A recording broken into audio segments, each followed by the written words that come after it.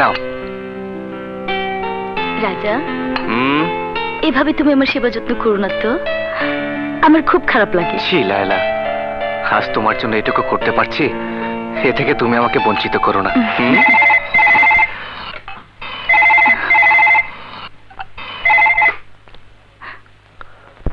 Hello, রাজা speaking. আরে inspector, দেরি করিস না, জলদি যা। কে তুমি?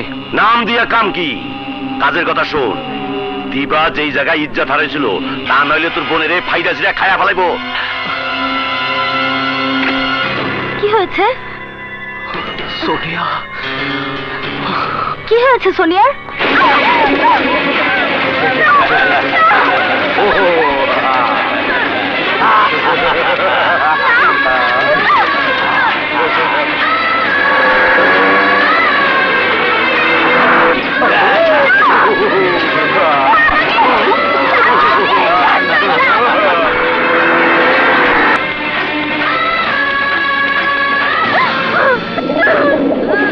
সোনিয়া, সোনিয়া, ভাইয়া, ভাইয়া, সোনিয়া, ভাইয়া, আয় বোন।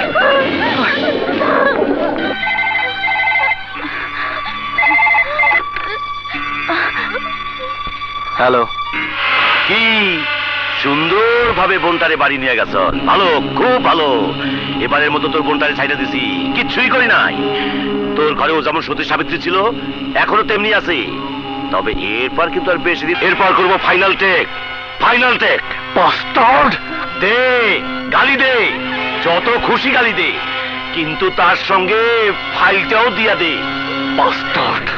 I will kill you!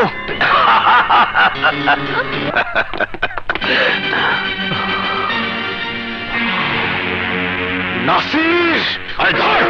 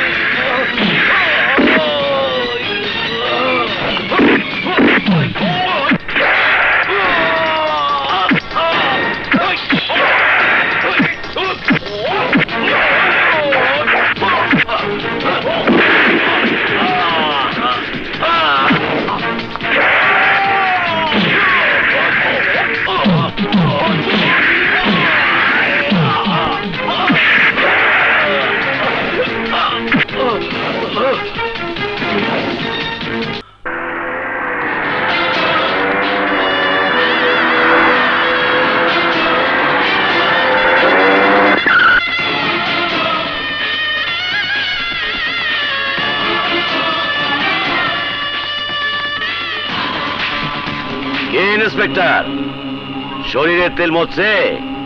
আরে তোর মতো 2 টাকার পুলিশকে কি করে শায়েস্তা করতে হয় তা আমার খুব ভালো করেই জানা আছে। দে স্টেটমেন্টের কাগজটা দে, আমার হাতে দে। দে। তোর ওই স্টেটমেন্টের কাগজটা দরকার, তাই না? ওই কাগজ তোকে নিতে হবে পরশু কোর্ট থেকে। আমি তোকে কি বলতে এসেছি জানিস? আমি বলতে এসেছি, আমাকে ভয় দেখানোর জন্য তুই যাকে পাঠিয়েছিলি, সে নিজে এখন মার খেয়ে পড়ে আছে। নিজের ঘরে যাবার ক্ষমতা এখনো নেই। তুই এখন তোর শক্তিকে ওকে ঘরে নেবার কাজে লাগা, যা। আর শোন, আজ তোর চামচাকে আমি যেভাবে ন্যাংটা করেছি, পরশুদিন ভরা আদালতে সমস্ত জনতার সামনে আমি তোকে আর তোর ভাইকেও ন্যাংটা করে ছাড়বো। এখন থেকে তুই উল্টা গুনতে শুরু করে দে।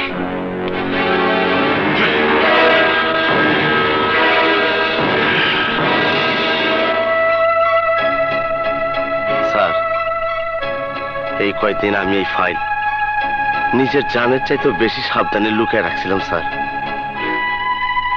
অহন্তিকা ওর জিম্মাদারি আপনার হাতে। ছাড়বেন না স্যার, ওগো ছাড়বেন না। থ্যাংক ইউ কদম আলী, থ্যাংক ইউ।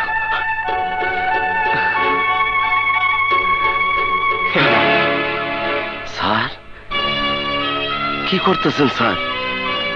এই কামের লেগে টাকা নেবো? এত জঘন্য আমারে ভাবতে পারলেন স্যার? সরি কদম আলী, সরি। এসো। স্যার ছাড়বেন না স্যার, ছাড়বেন না। ওই বদমাশ হারামিকে আপনি ছাড়বেন না। আসি স্যার।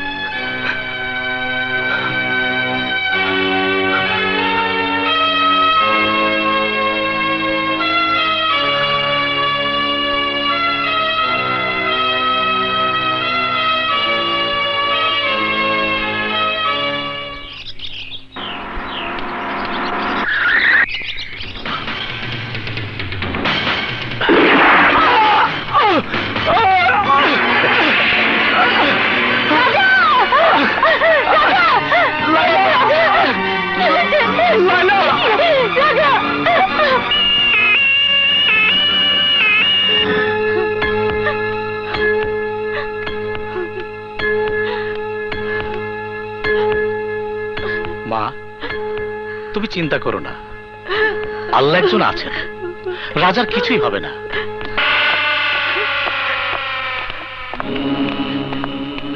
চৌধুরী, তুমি এখানে?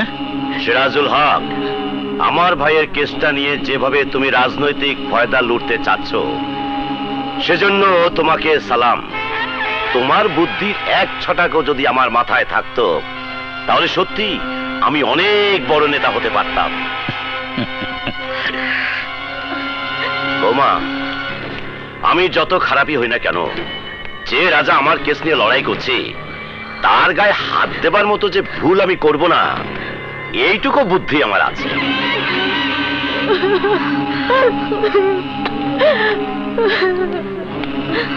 ডাক্তার, রাজার কি অবস্থা? He is out of danger. ভাবি, ডক্টর, আমি কি একটু ওর সাথে দেখা করতে পারি?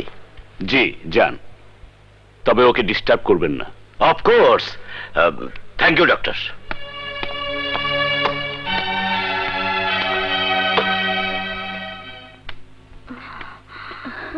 ও একটা সুবিধাবাদী রাজনীতিবিদ, নিজেকে বহুত চালাক মনে করে। কেমন আছে রাজা?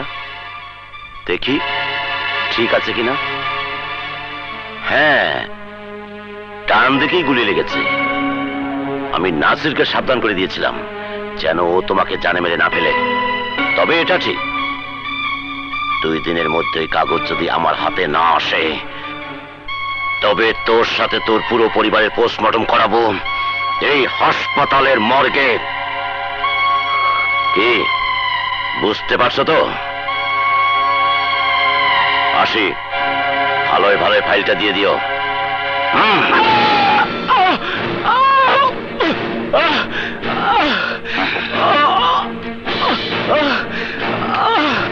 রাজা, কি হয়েছে রাজা? কি হয়েছে বাবা? কি বলে গেল চৌধুরী? ধমকি দিয়ে গেল, বলে গেল আমার পুরো পরিবারকে সে শেষ করে ফেলবে। আমি হেরে গেলাম, আমি হেরে গেলাম বাবা, আমি হেরে গেলাম। প্লিজ স্যার, এভাবে আপনি ভেঙে পড়বেন না। আপনি হেরে গেলে সারা দেশের ওই অসহায় মানুষগুলোর কি হবে একবার ভাবুন। স্যার, আপনার জানা মতে এমন কোনো উকিল আছে যে দিবার স্টেটমেন্টের ফাইলটা কোর্টে নিয়ে যাবে? কোথায় পাবো সেই উকিল যার হাতে ফাইল দেব দেখা যাবে 1-2 কোটি টাকা দিয়ে চৌধুরী ওই উকিলকে কিনে নিয়েছে? তাহলে কি করব?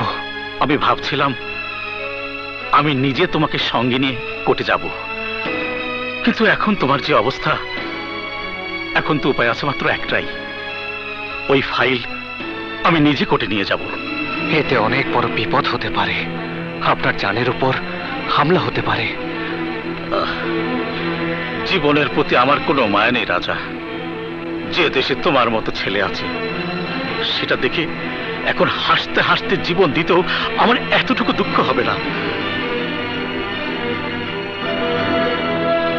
তুমি কোনো চিন্তা করো না বাবা,